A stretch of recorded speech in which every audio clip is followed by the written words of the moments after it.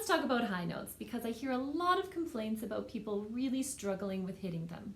There are a few things that you can think about that are going to make them a little bit easier.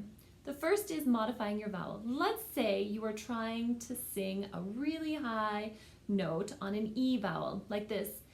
Me! Not quite beautiful, right?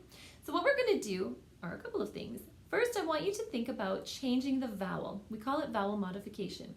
So instead of singing me up there, I'm going to open it up.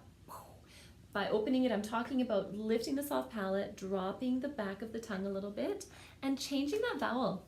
So instead of singing me, I'm going to sing a may. Me! All of a sudden, it's way more open and it feels less squeezy and less tight. Another thing that often happens is the larynx is coming up. So the larynx, we know, houses the vocal folds, lives in the throat, and it's like an elevator. It goes up and down. The lower it is, the more space you've got above the vocal tract, the more open and rich and warm it's going to be. If that larynx is really high, wee, it's going to sound tight and squeezy. So what we want to do is think our larynx down. And what we do is actually physically imagine that our high note is down.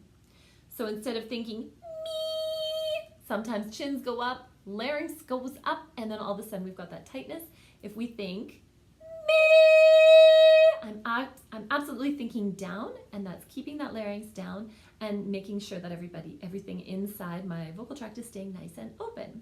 The other thing we want to make sure we're not doing is doing this. As soon as we spread our mouth open wide like this, there are muscles connecting it to the larynx, which is popping that larynx right up. Not so beautiful.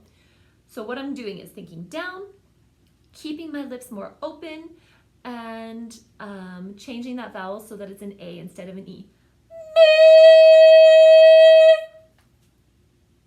Much better. You try.